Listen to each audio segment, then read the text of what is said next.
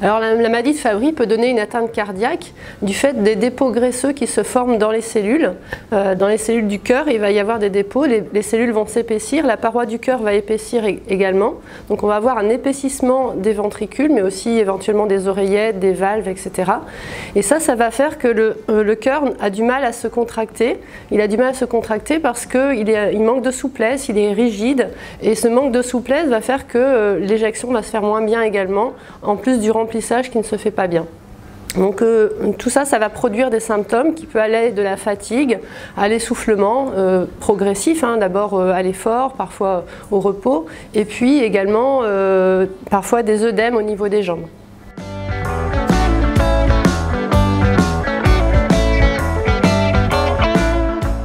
L'examen principal pour rechercher l'atteinte cardiaque, en plus de l'électrocardiogramme, ça va être de faire une échocardiographie qui va regarder le cœur par l'extérieur et qui va rechercher un épaississement anormal des parois du cœur. C'est-à-dire que normalement les parois du cœur font moins d'1 centimètre au niveau des ventricules et là on va avoir un épaississement de ces parois qui sont avec un manque de souplesse, des anomalies du remplissage du cœur.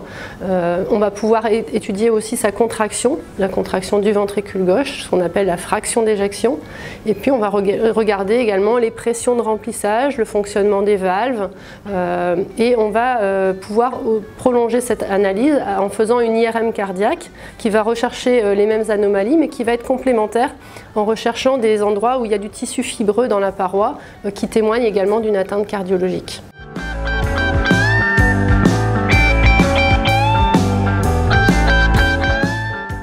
Alors oui, la maladie de Fabry peut également toucher les femmes. C'est lié au chromosome X, mais il y a l'autre X qui peut également parler. Et donc, elles peuvent avoir un épaississement de la paroi du cœur également. Ça apparaît généralement un peu plus tardivement, une dizaine d'années après les hommes. Généralement, chez l'homme, c'est à partir de 30 ans. Chez les femmes, c'est après 40 ans. Cette atteinte est souvent un peu moins sévère, mais elle peut être parfois sévère dans certaines familles. C'est quelque chose qu'on peut rechercher aussi à l'IRM cardiaque. Et l'IRM cardiaque est particulièrement importante chez les femmes parce que parfois il n'y a pas d'épaississement de la paroi, mais il y a déjà des cicatrices fibreuses qui témoignent de l'atteinte de la maladie avant qu'apparaisse l'hypertrophie.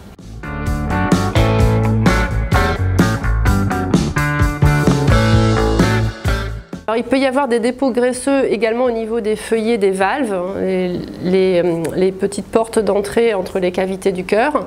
Il peut y avoir des dépôts au niveau des zones de conduction de l'électricité cardiaque, ce qui peut gêner cette conduction et entraîner des anomalies de la conduction électrique et donc des malaises potentiellement et parfois des anomalies du rythme électrique qui va être anormal au niveau des oreillettes, ce qu'on appelle la fibrillation auriculaire, ou parfois au niveau des ventricules, ce qu'on appelle la tachycardie ventriculaire. C'est important de rechercher ces complications et éventuellement de les limiter le plus possible.